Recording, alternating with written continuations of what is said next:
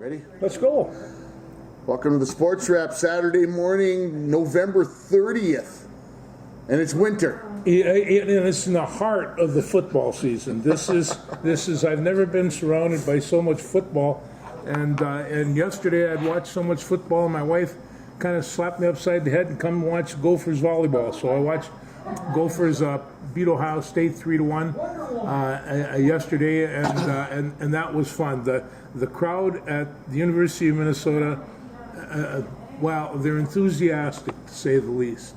Yeah, let's hope that the win that they got yesterday assures them a home bid. The selection show is Sunday night.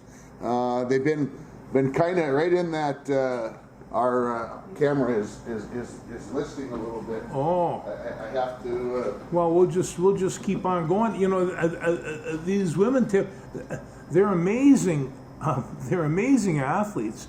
They're very tall. They're lean. They have great leaping ability. They're nasty, and then one of these ladies comes off, and she's got the face like you'd give your kid to her as a kindergarten teacher. She's just, it's almost angelic. She doesn't play angelic, but she looks like it, and it's just, these kids are really quite amazing. I think they're on. And they're very tall. They're all, you know, how about being a basketball coach with a volleyball team like that?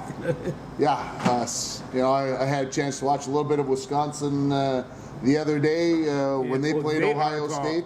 And they're 6'9", 6'7", 6'6", and then a host of 6'3" and 6'4". So selection show is Sunday night. That's tomorrow, 5 o'clock, ESPN. Minnesota's been hovering in that 15, 16, 17 ranking. It's got to be top 16 to get a home seed.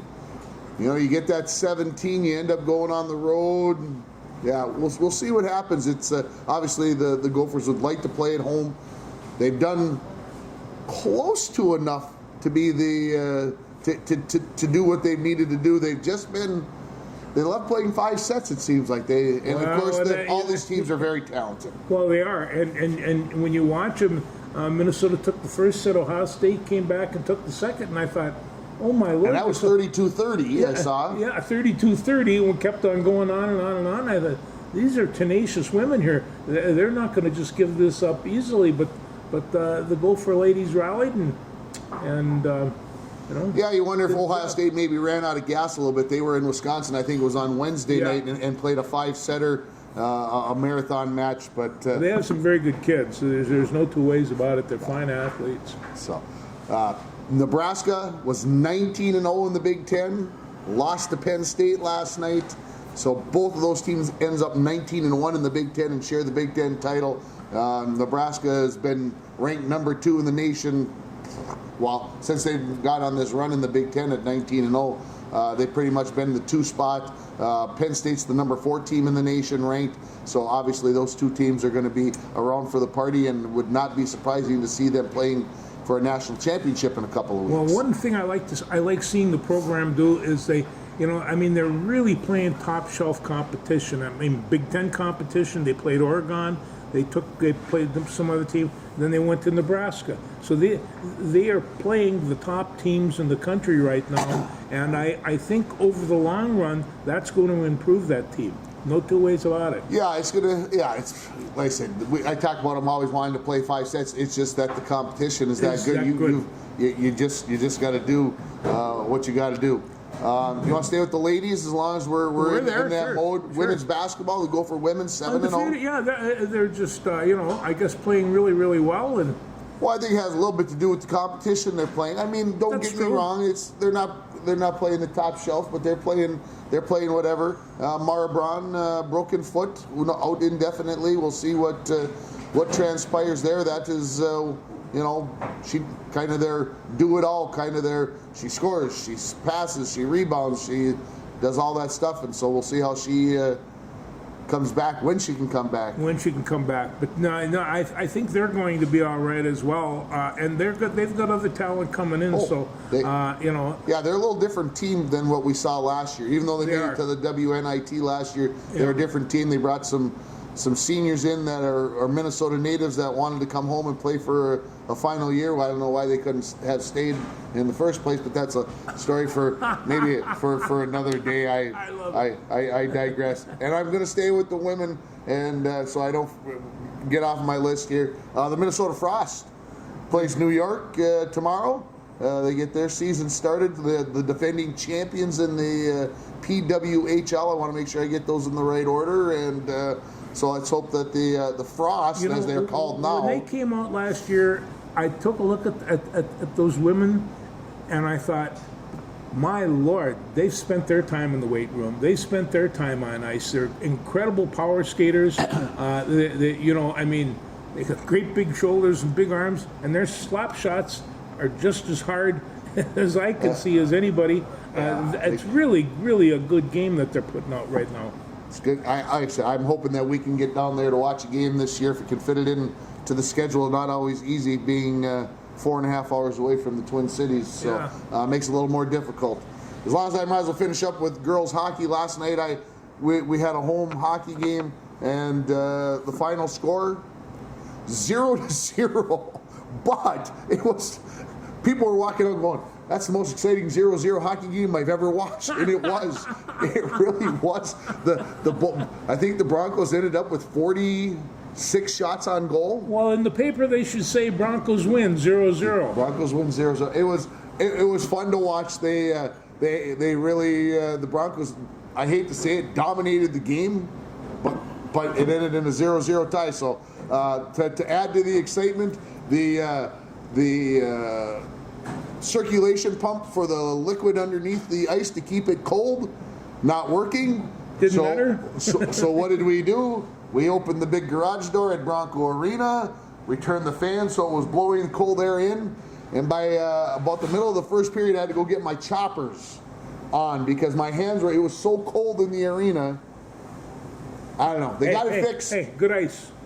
Good ice. Good ice. They did get the circulation pump fixed. I believe about 3 a.m. everything was good to go this morning. So the refrigeration guy, thank you for getting things fixed so that we can have good ice today, and we don't have to have it at 5 degrees in the arena. Well, that's the way it was in the old days. Roseau had a natural ice arena, which means if it was 20 below zero outside, it was 20 below inside. We were there. It was over 40 below zero. That was on the outside. It might have been a little bit warmer because of the crowd. But that was 1966, and that would have been the 66, and that was a great Bronco team in Roseau, and I think the Broncos, I know they beat them, but it was like 5-1 or something like that. It was a tight game. Yeah, it's some of the people were saying this is like the old days. Like the old days. Well, we're soft now. I hate to say it. We're used to having it somewhat warm. I wouldn't go to that. So and now look what Roseau has. And the Bronco girls hockey team is selling blankets. Now, do you think isn't it ironic that we've had it cold in the arena the last 2 games? They've sold probably more blankets than anyway. We'll see what happens. Nothing wrong with a good blanket.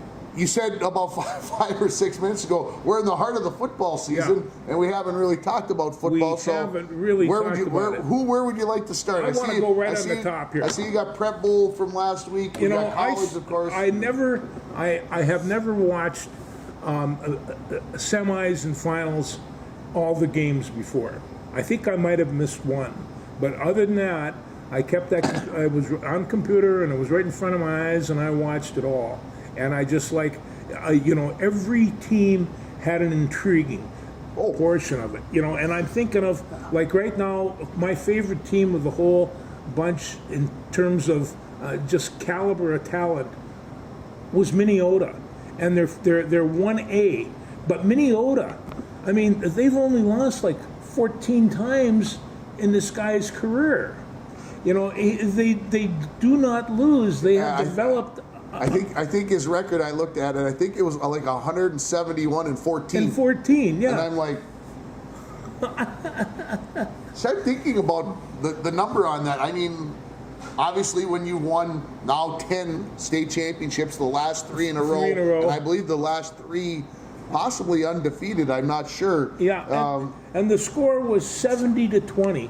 It wasn't competitive. No, it wasn't competitive. And then the two games that I watched them, I'm telling you where their weakness is, because I never got a chance to see it. Must be their kicking game. They don't allow punts. Yeah, and I didn't see a punt the whole time. They were not stopped on any of the drives. They might have turned over on down once on but they just keep grinding at you. Just an incredible team to have to play against. If you don't have your socks pulled up when you play Minnesota. Yeah, Uncle Paul said, what if we put him in against Jackson County Central, the 2A champion? Would they beat them? And what about the 3A champion? I mean, obviously Stewartville's very good. Can Minnesota hold up against them? I think the size might take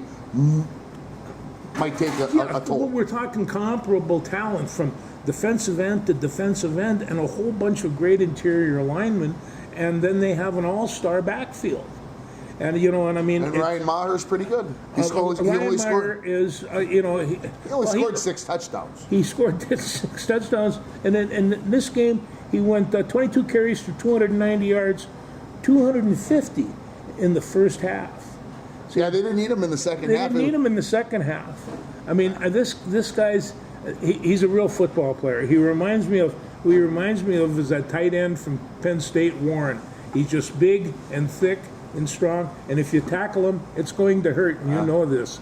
But he was a great high school football player. I'm not sure where he's going to go from here, but somebody says, well, can he go play Division II? No, I don't think he can play Division II, but he might be able to go play Division III, and I don't think it would be at a running back. Oh, he'd be linebacker. He'd be a linebacker type. Yeah.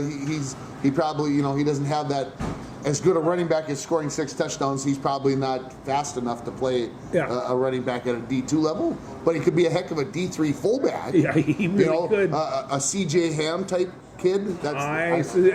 If nobody wants you, why don't you go up and check out Duluth? It's because he has the same running style, but he looked like he had a love for the game, and and little Minnesota. I don't know. They're going to have to build another trophy shelf because this group just isn't going to stop. And they've got talent returning. I'm not sure that they have something quite as equipped as that. The other one that I want to get to is the 9-man Fertile Beltrami. They were kind of the darling of the spot, and you think 9-man football, how exciting can that be? And then all you have to do is say Isaiah Wright. And he was probably the most liveliest running back, I thought, in the whole tournament. And this one, and this year he had short of 2,500 yards, 39 touchdowns. You can't remember all those touchdowns. That's a lot of touchdowns. It is. I played for many years. You know how many I had? There's none. And so, you see? Well, I thought that none is, that was the score at halftime, 0-0. When's the last time you've seen a 9-man football game that was 0-0 at the half?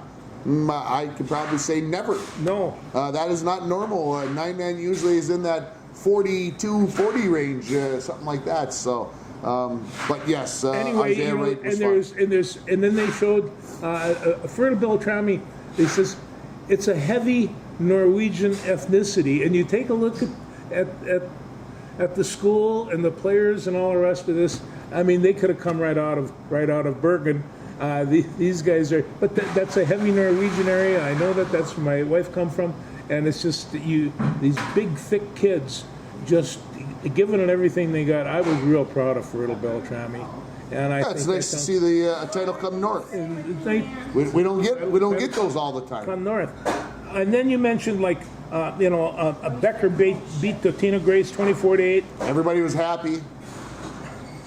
Nobody wants to see Totino Grace win another title. No, but Becker, that's okay, because Becker, they kind of handled things real well. And they did. They were very quick. Dwight Lundeen, he's been there for 50, I believe now it's 54 or 55 seasons. He's the only football coach the school has ever had. Isn't that something? Think about that for a minute. Yeah. That Becker in 1970 finally had a high school. They had enough people to finally have a high school. This little town that all of a sudden had a big power plant just over the hill or just beyond across the road or the highway or whatever. and he's been the only coach. I mean, I got to thank. I watched that Becker program grow over the course of the last 20 years, and they did nothing but get better. And it's, that's a reflection. And I'm still bitter about 2005 when they when they whooped us at St. Cloud State. But yeah, it's another story. When they won, I believe that was their first state title was in 05. I think it was. So. And then that was Class 2A.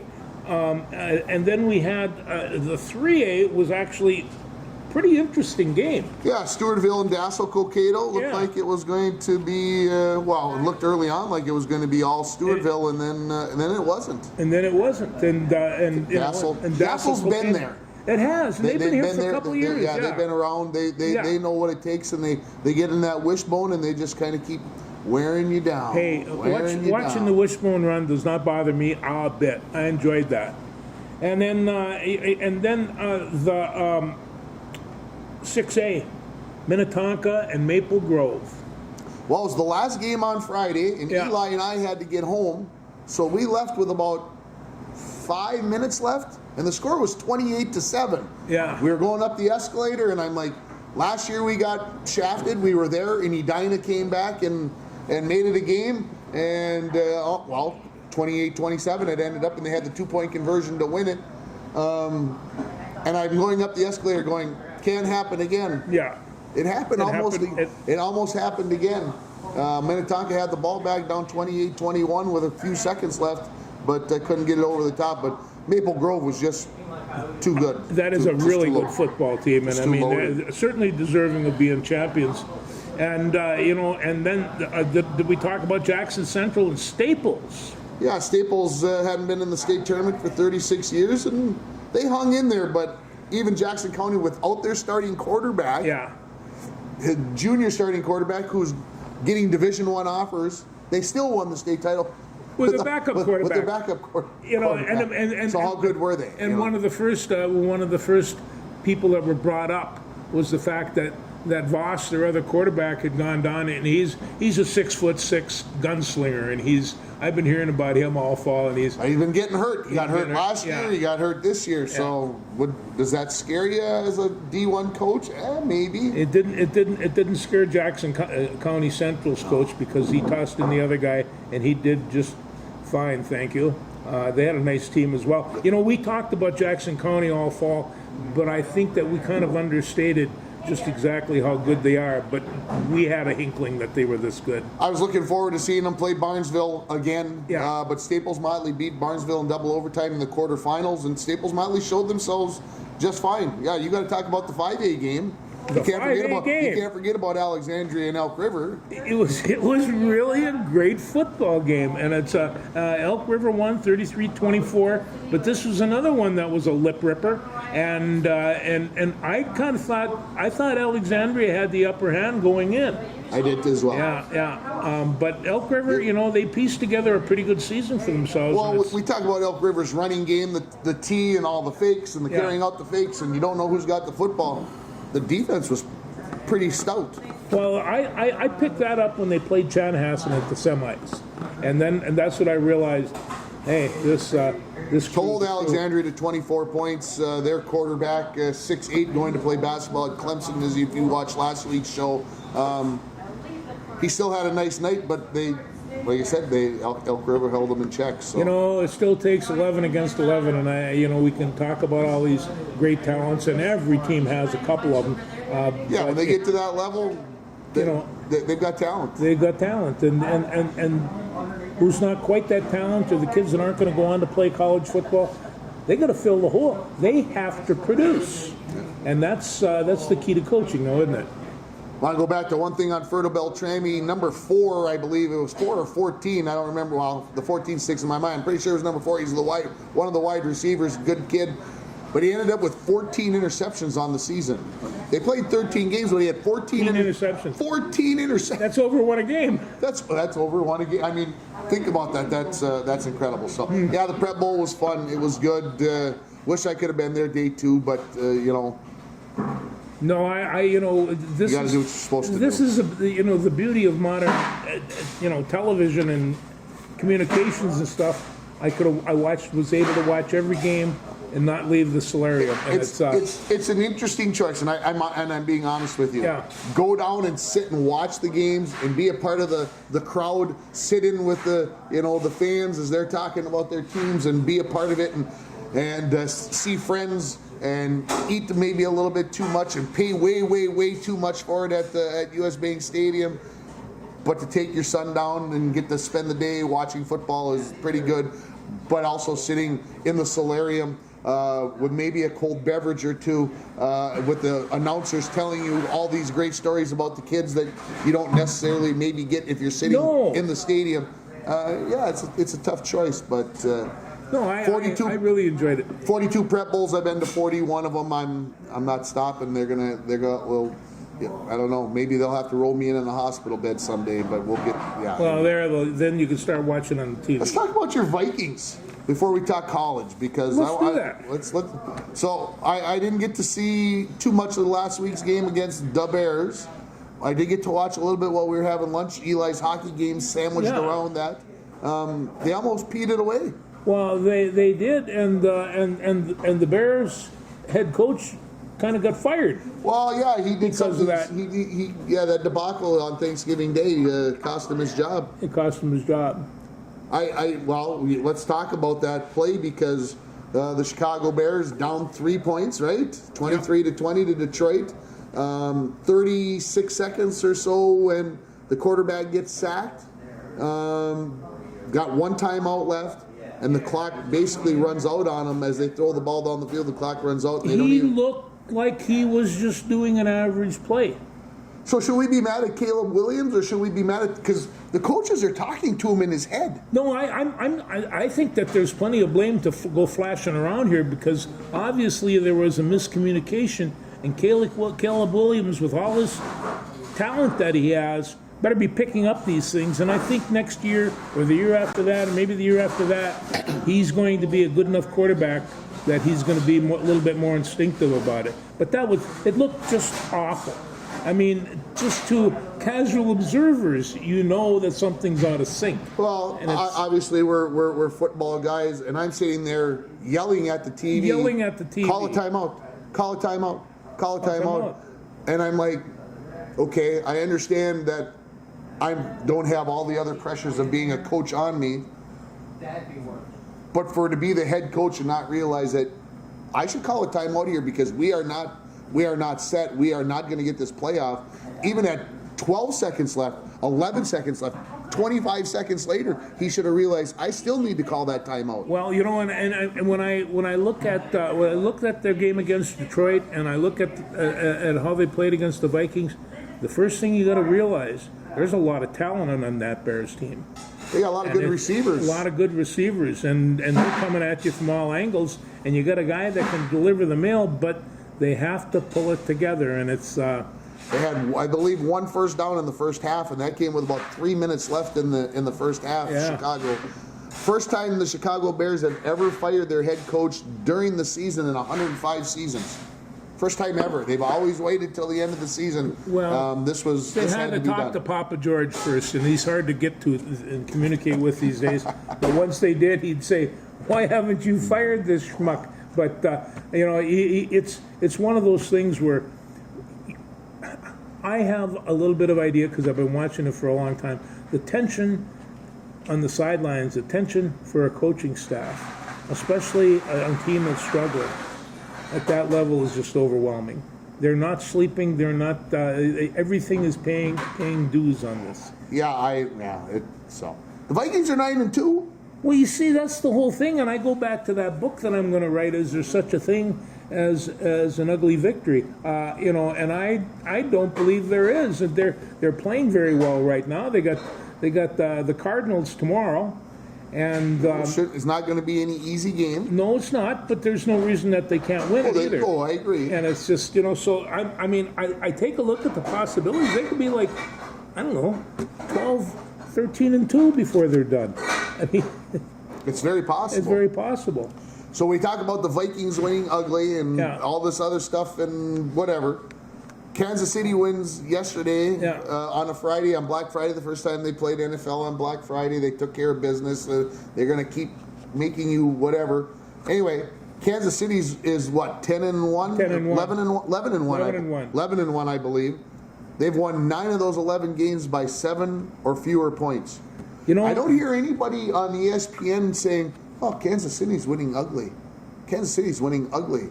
No. They just keep winning, and everybody keeps going, See, "Yep, what they're going to the what Super they Bowl." say about champions is they find a way to win. But they're not saying that about the Vikings. No, We're saying they're they're not. winning ugly. No, they're not. And you know, and as long as we have Aaron Jones running, and we had Cam Akers had a couple of nice receptions, and my old friend Ty Chandler, you know, he's not playing a lot, but when he's playing pretty well. So they've got a running core. Darnold, I think, is improving. Why shouldn't he improve? He's got some of the finest tight ends in the league, and absolutely the best wide receivers. And then the Vikings went out and signed Daniel Jones. Now you tell me about that one, because I've been contemplating that, and I come up with nothing. Here's my assessment, and this is only from the outside. The Vikings only had to pay $375,000 to sign him for the rest of the season. The absolute minimum that you could sign the kid for the rest of the year. Well, I could see that. He obviously has talent. There's no doubt about it. I mean, he hasn't shown it. I'm not so sure that it's not the coaching staff in New York that did this to him, much like the New York Jets did to Sam Darnold. Obviously, Kevin O'Connell has gotten a reputation as being a quarterback's coach, teaching him and learning him the things that they need to do. He came out in the interview that I saw. Jones came out and basically said that to the effect that, you know, I had a choice, and this was one of the places to come because I know I'm going to get coached up as a quarterback. I'm going to get the details and the things that I need. And so, will Daniel Jones be a Viking next year? I don't think so. He'll be someplace else but he's going to stay here and he's going to soak up and sit in the quarterback meetings and he's going to talk to O'Connell, and then somebody is going to take a chance on him, somebody who needs a free agent quarterback, somebody who's whatever, and he's going to sign in, not as big as he'd probably like, but he's going to probably get $12-14 million and he's going to have a several year. takers. This is just not going to be one. And they're going to take a chance on him and hope that they can coach the heck out I of him. equate this with I don't see the Dallas Cowboys getting rid of Trey Lance anytime soon. You know, and it's just, is he going to fit in with that organization and become an all-star? I don't know about that, but they're not getting rid of him anytime soon. Yeah, well, and of course, I'm not a Cooper Rush fan by any stretch of the imagination, but it's, like I said, the difference between those great quarterbacks and those middle-of-the-road quarterbacks is whatever. And of course, I was talking to somebody about why did New York cut Daniel Jones when they decided that they were not only going to demote him out of the starting quarterback, but they were going to put him at number 3. The reason for that, he has a big clause in his contract that said if he got injured over the last 7 games, there was a big kicker to cover his, if he was injured and not being able to play, there was a big kicker. So they benched him for that reason. They benched him because they knew that way they didn't have to pay him and that they were eventually going to cut him. And I think they did the right thing, and they cut him scot-free and said, go find somebody else. Good luck. And there's not a lot of compassion in professional football. Let's get that straight.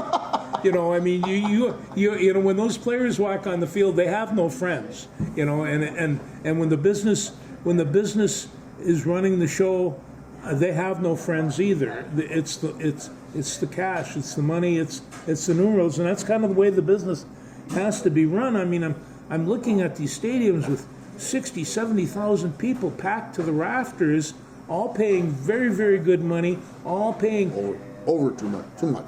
But that's what the price is. People keep paying it. Oh, I mean, you can go get a beer and a hot dog and see what it costs you. You know, all you got to do is take out a bank loan and you're all set. But all you got to do is put your phone or your card down there. You never see how many $20 bills you're losing. No, you just keep tapping. Yeah, as my son was sometimes said, let's go spend some of those bucks of yours, George. So, Dad, and so we did. But, so we did. Yeah. It's crazy. The Packers won. They get to 9-3. This is the first time since 2003 I saw something yesterday on X, I think, that a division has had three 9-win teams through the 13th week of the season. They used to call the Northern Division, the Central Division, the Black and Blue Division. Well, it is black and blue again, and these people are playing very, very hard, and they're playing well, and Detroit's kind of on top of the mound right now. And before everybody talks about anything else, they got to knock him off. Yeah, somebody asked in the Thanksgiving conversation, is anybody going to beat Detroit? And I said probably not. But Philadelphia probably right now is, I think, won 7 in a row, 8 in a row, something like that. And of course, Saquon Barkley has been out of his mind. That's the one that came from that Giants team we were just discussing. Yeah, that he wasn't. He was no good for him anymore. He didn't fit it. He was too expensive, they said. Did you see him leap up backwards underneath that quarterback? That is maybe the freakiest thing we've seen in a long time.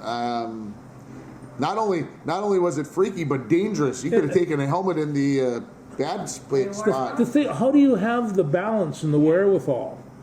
I don't even know what was going through his head to think that was the right move. I will watch Philadelphia play every opportunity I get.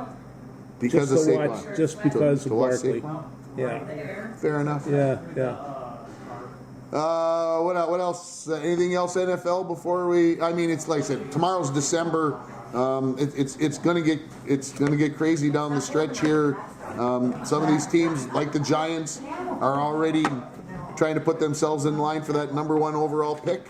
I don't think they're trying too hard necessarily to win. They know where they're at, and they're going to keep losing so that they can. Well, they're going to make it close, but if we make the wrong call here, it's not the end of the world because maybe we get the number 1 overall pick, and there's lots of talent at the college level, and yeah. There's a couple of things about this that have come across my mind in terms of questions. Dallas Turner, we haven't seen that much of him. Are they bringing him on slow or what? I think so. I see him on special teams a lot. And doing real well there, by the way. And he's kind of this, he can run like a gazelle. You know what I think is causing the issue? It's Van Ginkel. Van Ginkel is just playing out of his tree. I think they're kind of play in that same position. Yeah. They're that same kind of player. And Van Ginkel's playing out of his mind right now, and you cannot almost not have him on the field. So why not leave him? Saw him with 2 sacks in a row. And I don't know. And I thought, Andrew, where'd you come from? And then he says Wisconsin. It kind of turned you, turns you off right there. Yeah, it turns you off right there. No, the pro season is just going to be picking up here now in the next 2 or 3 weeks, and they'll be fun. But it's going to be the usual suspects. It's going to be Detroit and Kansas City and Philadelphia, and somewhere along the line, maybe the Vikings can get into that. But I'll be honest with you. I want to see the Vikings win a first round game. Yeah. I think they're in the playoffs. I think obviously they could end up 9-7. It's true. They could lose their last 5 games, be 9-7. I don't think it's going to happen. I think they're in the playoffs. But I think for the franchise, winning 1 playoff game, even if they lost in the second round, but if they would win 1 playoff game, I think that would, for this season, for what if we were sitting here back in August and said the Vikings were going to win a playoff game this year, we probably all would have lost our minds. Well, then as long as we're there, they'll be making adjustments on the offensive line because of injuries and whatnot. Mr. Ingram, he's kind of been put on the back still. It's a done. He's staying there only because he's got vast amounts of experience, but he won't be. I don't think he'll be a Viking next year. Okay. No, I don't think so. Anyway, so that is that right now offensively? Is that the weak spot on the team? Yeah. The offensive line's still trying to put it together, losing Darrisaw. when they lost him, that hurt. That put That that did. line in a tough spot. That's your starting left tackle who's signed a contract for $113 million over what was it? Whatever. Nah, this was going to be a superstar year. Yeah, so that hurts. They're still trying to rebound from that, and they'll, like I said, they're piecing it together. But you're not going to go out and find a superstar at this point. It's just No. that's not just going to happen. Let's move on to college. Travis Hunter.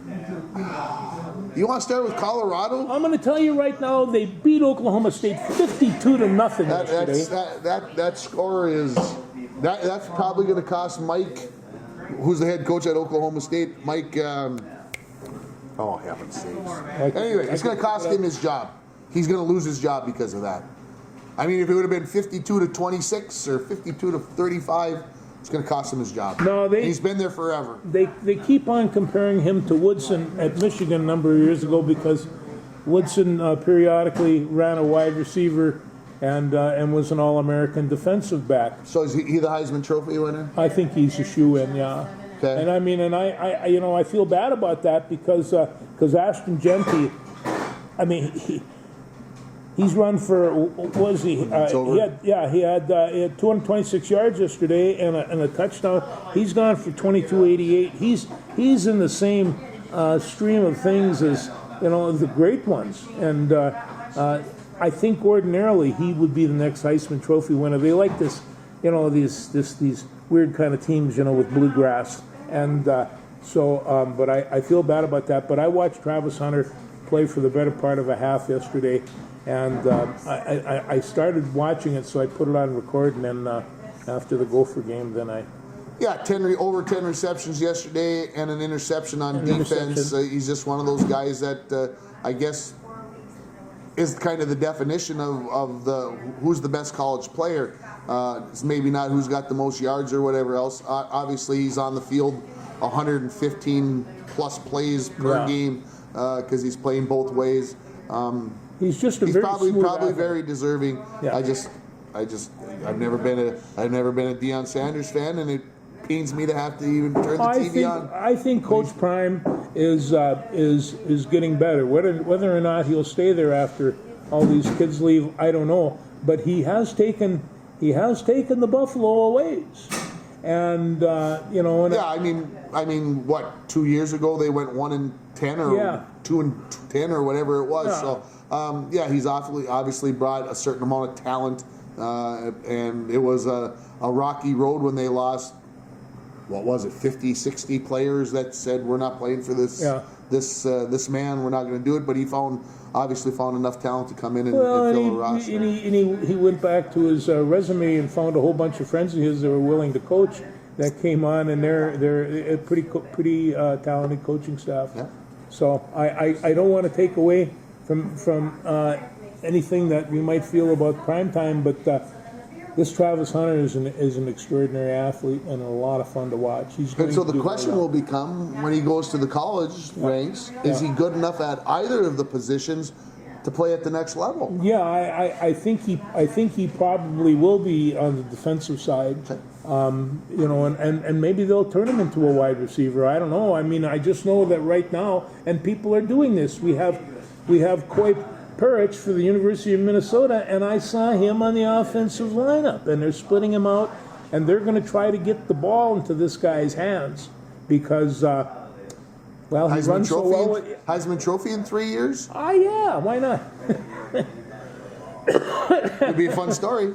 It would be a fun story. Well, you mentioned the Gophers. Yeah. How about the butt whooping they put on our Bucky Badgers yesterday? It's one of those things where, how were the Gophers able to put it? And they had Gosmer and Darius Taylor and my good friend Daniel Jackson.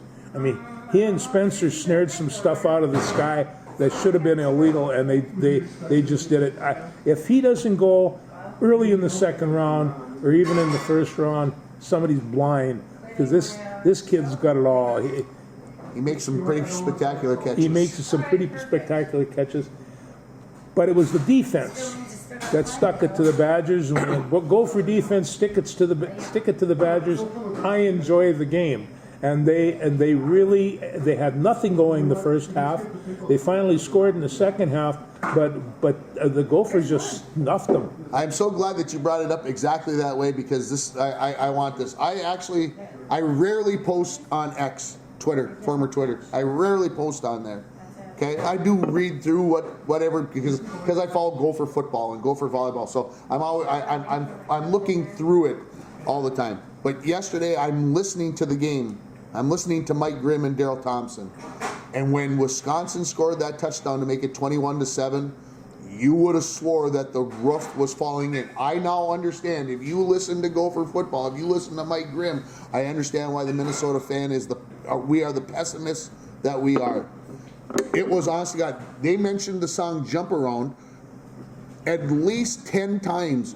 They were so afraid that the Gophers were going to choke it away, and they kept saying, and Jump Around's coming up here at the end of the third quarter, and if they make one more big play, the Gophers are really going to be in trouble. And I'm like, oh my gosh, the roof was falling in. So I posted, Mike Grimm has to go. He has to. He was so sure the Gophers were going to lose it, and Daryl Thompson was jumped right behind him, and Justin Gard down on the sideline. They're talking about, oh my gosh, if Wisconsin score, if we don't stop Wisconsin on this drive, we are going to be in trouble. We are really going to be in a tough spot, blah, blah, blah. And I'm like, well, that's a way to have faith in your boys, guys. They were up 21-0 at halftime, and you think because Wisconsin scores a touchdown that the world is coming to an end. And I love listening. I love listening to Mike Grimm. I love listening to him do Gopher basketball, but the Gophers lost an All-American left tackle in the first play or so of the game. What did they do? They took Quinn Carroll from the right guard, moved him over to the left tackle, and he has played tackle before, just not that direction, and he did just fine. And I thought, does anybody realize what they've done? And they had a sophomore in and a freshman at playing that right guard. And I says, does anybody realize what that defensive line coaches, what our offensive line coaches figured out? And they just moved that. They had that plan. They had that there. And I just if you want to get pessimistic, when your all-star left tackle goes down, now get pessimistic. At 21-7, after that, this is the only run that they've ever had. They weren't going to start running that field. Landesberger was not going to have that happen. These guys, they were hitting hard. They were coming up strong. Now that defense had it covered, and Coy Perich is getting better every game. My good friend Ethan Robinson was all over it, and Wally he screwed up once, and then all of a sudden made an interception. I mean, these guys are really good, and right now I'm thinking that they're number 4 in the Big Ten as far as talent goes, behind the Penn State, Indiana, Ohio State, Oregon mess. They're in the mix at the tail end of that. It's going to be very interesting to see what the Gophers get as far as a bowl game. They're 7-5. Your Chip Scoggins, I think it was, that wrote in the Minneapolis paper, the Minnesota Star Tribune yesterday, about before the game that, oh my gosh, all the coulda, woulda, shouldas, and of course PJ taking the positive. Okay, we lost by 1 to Penn State. Should have probably won that game last week. Had their chance to beat the number 4 team in the nation. Miss North Carolina by a foot. To take North Carolina, and maybe, as you like to say, got screwed at Michigan with a chance to possibly win that game. So now all of a sudden you got 3 games that instead of being 7-5, yes, now maybe you're 10-2, and you're talking you're in about the playoffs. And you're talking about the playoffs. And I'm not saying the Gophers are that good. But, of course, Scoggins took the opposite approach. He said, well, you only beat USC by whatever, 3 points. You only beat UCLA by 3 points. You only beat blah, blah, blah by... So, in one-score games, the Gophers are now 3-4. In my mind, the key word there is beat. And I mean, in the Big Ten, you just don't go ram over everybody. And, even Wisconsin, who's suffering from injuries and haven't had the greatest year, they didn't run over Wisconsin. They just controlled the offense, and that's... And he mentioned that the Gophers missed three of the big teams in the Big Ten this year, 3 of the 4 teams in the Big Ten. And I'm like, okay, they played Michigan, which, of course, they were... whatever. We've been avoiding. Okay, we didn't get to play Ohio State. We didn't play Oregon. And when he mentioned that we didn't get to play Indiana, that was a blip in our schedule that we missed playing Indiana. I'm like, okay, what? There's 18 teams. You only get to play 9 of them. So there's 8. So there's 8 of them that you're not going to get to play. He's becoming the new Patrick Royce. He is. I'm going to have to beat him since anyway. So the Gophers, like I said, it'll be interesting to see who they get, where they get to go. They should get someplace warm. Yeah, well, I'll tell you, I was at the Big Ten tournament game, championship football game, and I was wearing a Bronco Nagurski shirt, and this lady came up to me and she says, "Are you here from Nashville?" What? The Nashville, the country bowl or something, country music bowl. And I said, no, but, she says, they really like people from Minnesota there. And so I kept on thinking, money, right? They know how to have a good time. And they stay at home when they're in Minneapolis. So I'm sure that I'm thinking Nashville might be one. But this is in some ways that you brought up, this was a little bit of woulda, shoulda, coulda thing, and I have to wonder. Okay, he brought in a pretty good quarterback this year for one play. My good friend Ethan Robinson, he was 5th-year senior. I mean, this team is loaded full of seniors. The offensive line is chock full of them. Defensive line is chock full of them. He'll go out and refill the. And he'll go out and refill. He'll go back out and refill the deal. All right, let's move on because we're running out of time. Georgia Tech last night, 8 overtimes. The silliness of the continual 2-point conversions, and then allowing them to each have a timeout on the other one's play so that they can look at. Oh my Lord! It took forever. Oh, it did. Let them start at the 25 and let's just do it. Well, and I gotta agree, but the way that Georgia got there was almost surrealistic. I mean, I didn't get to see the first part of the game, but apparently Georgia Tech was kicking the bejeebers out of them. Yeah, it was 17-0. They had them down 17-0, and at one time, and then Georgia came back and it was 14, so it was 21-14, and Georgia Tech scored again. And so, and at that point in time, it was all Georgia, and they came up and they picked up a couple of fumbles will kill you, Tim. You ever know about that? Fumbles will kill you. And that basically will cost Georgia Tech the football game. You know, they always say that a football game depends on 4 or 5 crucial plays.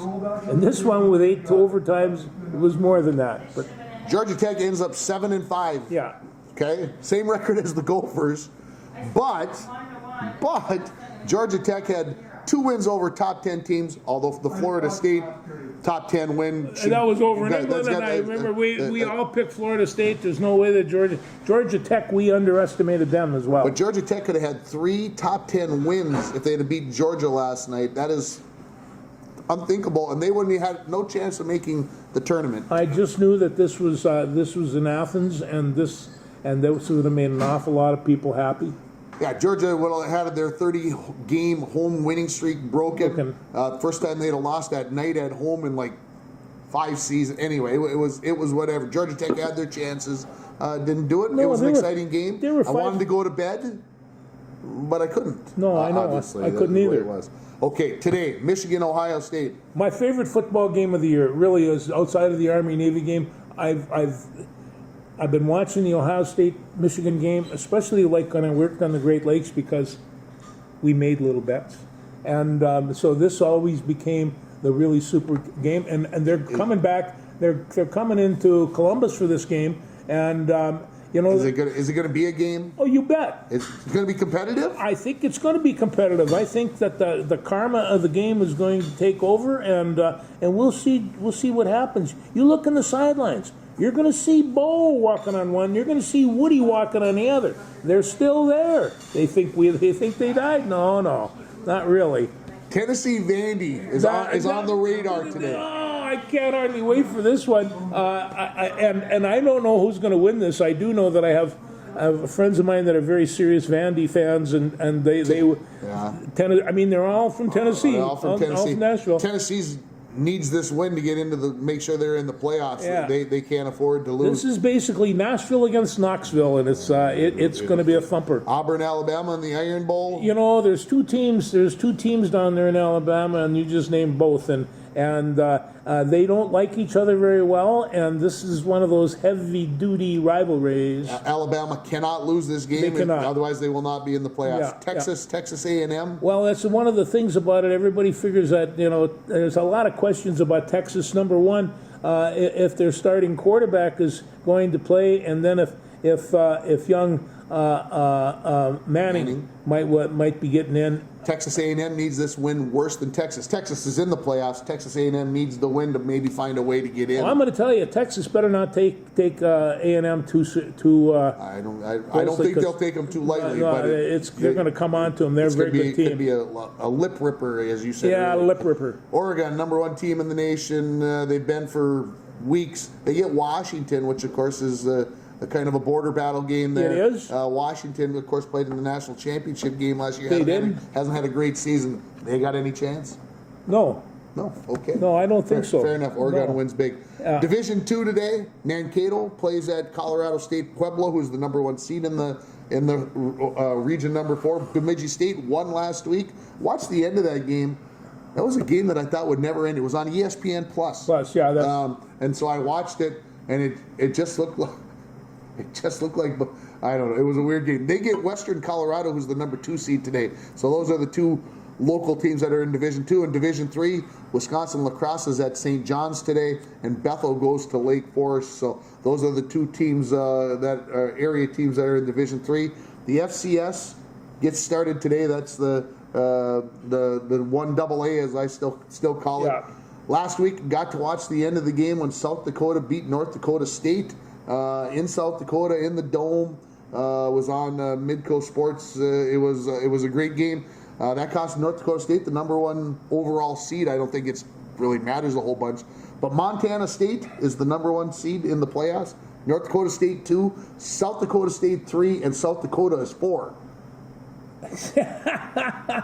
You know, and I'm going to tell you, a good portion of these athletes come from Minnesota. Just want to bring that up. And North Dakota did not make the playoffs. They didn't. They had a decent season, but they a couple of bad losses. So that playoff gets started today. All those teams, the top 8 seeds, all have byes today.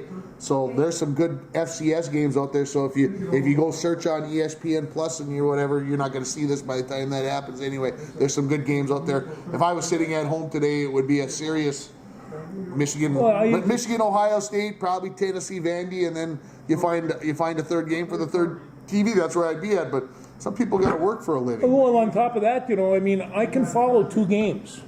When I follow 3, I sometimes get a little confused, and so I got them on. I'm not watching 3, but I got one that I'm seriously watching. The other 2, I want to be able to see what the heck is happening. Yeah, well, I'm going to be watching Army. They're playing Texas San Antonio today, and next week they're going to be playing Tulane for the AAC championship, and they got their butts handed to them by Notre Dame last week. They did, but that's okay. Tulane got their butts handed to them by Memphis. So, you know, I'm just saying, Army had their chance, and you know, to argue that maybe we should get into the playoffs, Yeah, and it didn't happen. No, and I'm not sure that, you know, those big schools have big people, and that was I think they got a little more money. I think Notre Dame has a little more money than the Army. Well, to spend on recruiting football players? Yeah, I suppose. I think so. Yeah. All right, Gable Steveson and the Gopher Wrestling. Yes. What do you got? Anything? Yeah, I know he won. That's all I know. You know, and I mean, this is one of these things. Well, I don't want people to start expecting that he's going to be pinning through. Gable Steveson was never a pinner, per se. I agree with you. And so, you know, I think that upsets me more than it does most people. Yeah, but I mean, you know, he's one of those guys. If he wins 4-3, that's not an ugly win. And in many instances in wrestling, it's not. It can be a fantastic win, like he proved in the Olympics with 2 seconds left.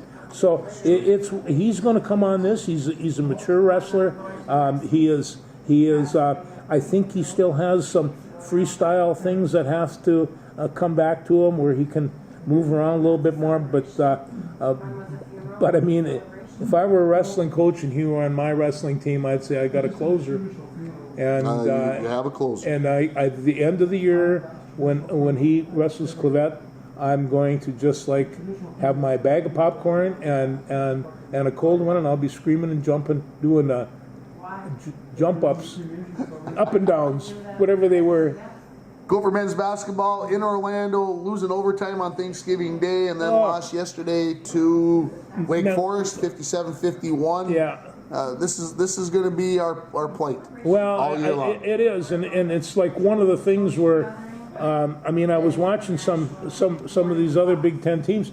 They all have 7 foot pluses, big nasty centers. Now we got one guy that comes in. He looks like a football player, but you know, we really don't have a solid big guy, and we're relying on Garcia to do it. And we don't shoot the ball real well.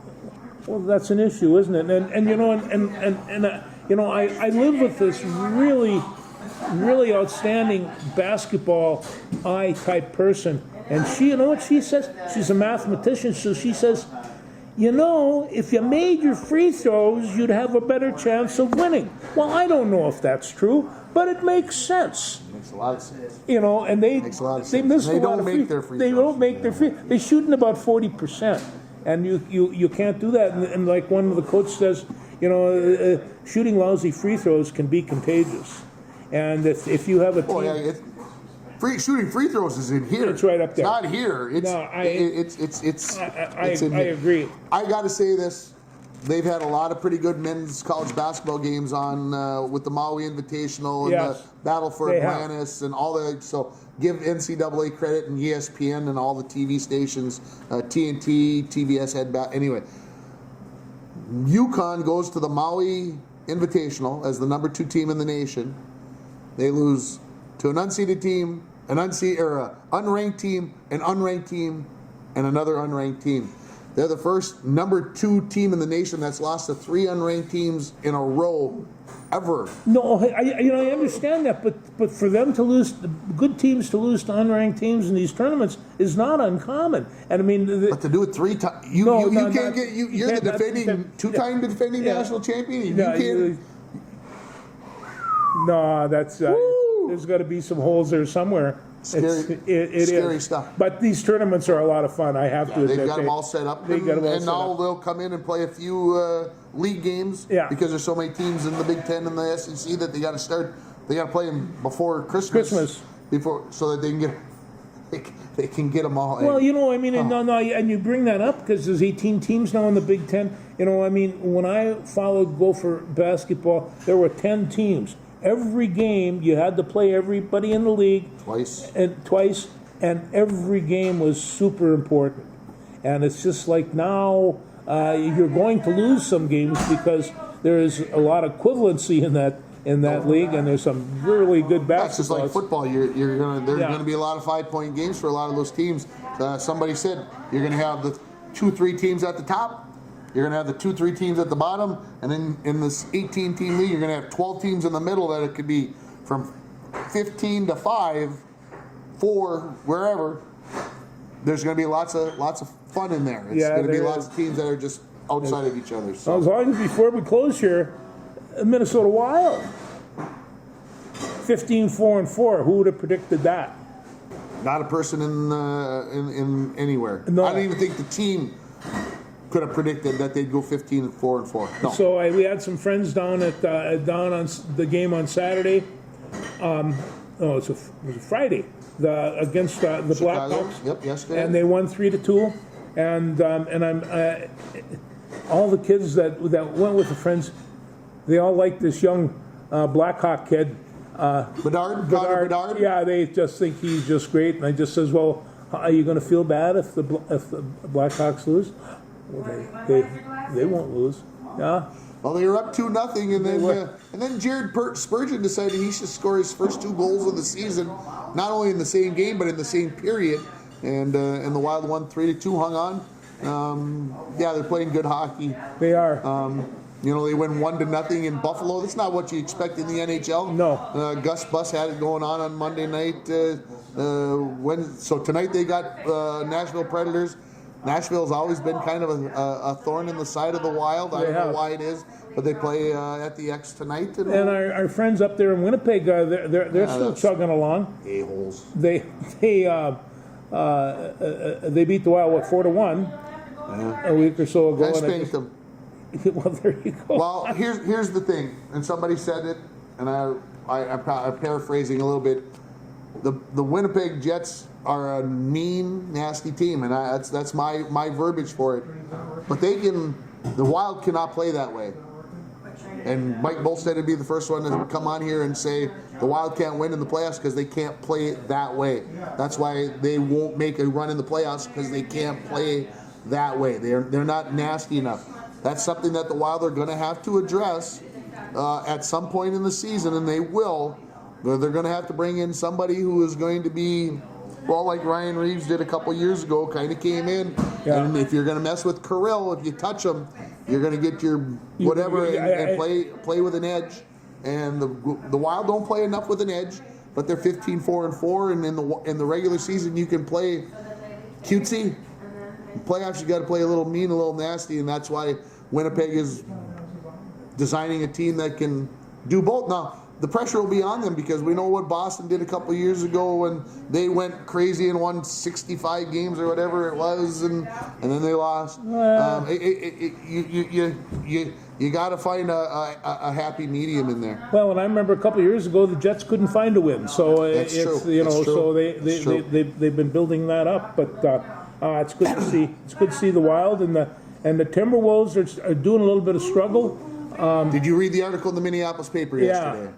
The comments from Anthony Edwards are very telling about this team.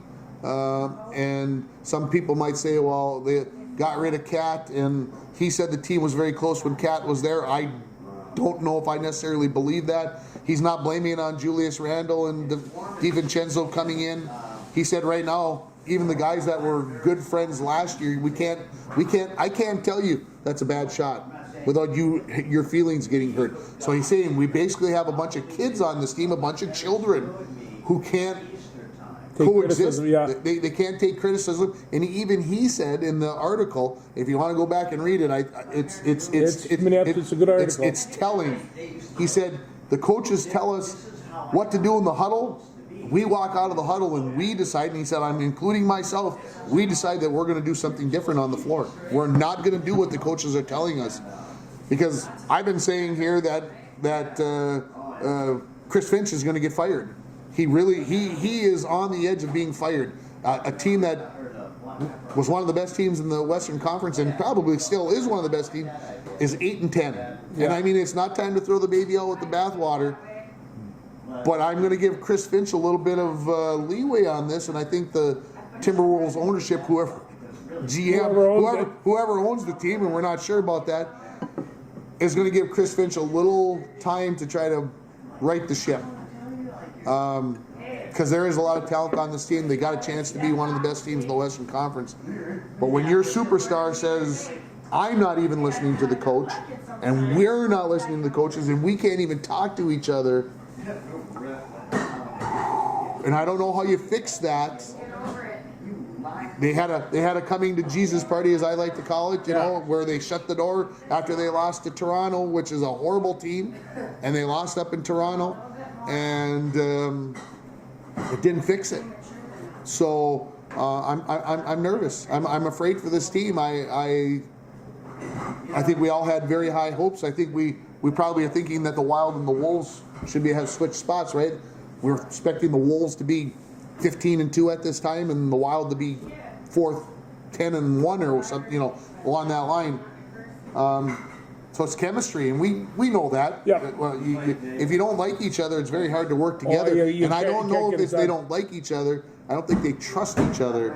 That I got to get mine, and you got to get yours, and you got to get yours, and if you get yours, I'm going to be mad at you because you got yours. Well, it's one of the things where sports develops some of the strongest relationships I've ever had an experience from. It can also develop some kind of nasty relationships that seems to go hand in hand when you're competing. But some of the best friends that I've ever had, I was on various teams with, and that's just kind of the way it is. It's kind of the way it is. We'll see what happens. Yeah. The Minnesota United Loons lost last week to the LA Galaxy. We were thinking, everybody was talking, they got a chance. If they got one team that they can beat, it would be the LA Galaxy. The LA Galaxy said no. First scored in the first minute and then went on to beat Minnesota 6-2. So the Loon season came to an end. Yeah. Basketball season gets started in earnest this week. A couple homegirls basketball games at home. So come on out and watch Derek Doughty and the Luke Zika show. Boys, yeah. I call it that. They'd be very embarrassed if I said that about them. But they do play at home twice this week. They've already got a game. They lost to Chisholm here, the first game of the season back last Saturday. Boys basketball team gets started this week as well. And the boys hockey team also gets started this week. Kind of strange that the boys hockey team is going to be the last of the four teams, the winter sports, the winter sports teams. I omit swimming, who starts this week. It's a team sport, but it's not a team sport, so don't anybody judge me too harshly for saying that. I love them all, but the Bronco boys hockey team, well, Staples Motley played in the state championship game. They're part of the co-op with Wadena Deer Creek. So Wadena Deer Creek AD called up and said, "Can we move this game?" Sure, we can move that game. So there's a game out. We were supposed to play Lake of the Woods on Tuesday. They didn't want to play. They wanted to move the game because whatever. So all of a sudden the boys hockey team practices for 4 weeks. 4 weeks they practice before their first game. Oh. So they've been doing some pretty hard practices to kind of simulate those game things, and they get to go to Kenora and get to play Beaver Braid. All right. They get to play the Broncos. The Broncos against the Broncos next Friday, 2:30 in the afternoon. Yeah, so that is special. So just crazy. So yeah, winter's here and winter sports are in full earnest. That's right. I do want to bring up the spring sport a little bit because we had notification that our good friend Wyatt Ulrich is retiring from baseball. Oh. And I got to say this one. I've been watching him play baseball certainly since he was at Richmond. He did it with such style. He just plays grace, sportsmanship. I mean, this is really unique family enthusiasm. And I mean, I just want to, Wyatt, you're all style, you're all class. Congratulations to you and the Ulrich family. You folks are special. I don't think I can say it a whole heck of a lot better than that. I think we knew that maybe this was coming, so it wasn't a shock. But it was, as I put it in my Facebook post, it was a heck of a run. It was an honor for us to get to follow Wyatt and do the things that he did. You may never get that again. We may never get that chance to follow. And somebody asked me, is he the best baseball player that we had ever produced? And I kept on thinking, I don't know he's the best, but I can't think of a better one. And it's well, he did it differently. Let's talk about maybe the Derek Bilbins or the Justin Harrimans, that team that went to state in '95. Yeah. They had kids that went and played at St. Scholastica, and were phenomenal baseball players. Don't get me wrong, but Wyatt found a niche. I think you're probably the one who talks about the slap hitter, the Chiro Suzuki type batting, using his speed, and the things that he did. And I'm not trying to say that he's not as talented as those guys. He just did it differently than those guys. He did. And he got an outstanding education on the way, But, I mean, what did you enjoy? I like to watch him slap a single and get on first base and turn that thing into a double. And I mean, that's to me the way the baseball game should be played. The bunts, all the intrigue on running the bases. He just did that. A bit of a throwback, but a great time. And he never changed. Never changed. He came from a small town, and he stayed small town. He did. I think that was the best part. When Eli got a chance to go watch him play, Eli was a superstar. It was like he was part of the family, and every kid in Sioux Falls was a part of and when he was playing wherever he went, and so good stuff. Very good stuff. Very good stuff. Congratulations. I'll talk to you next week.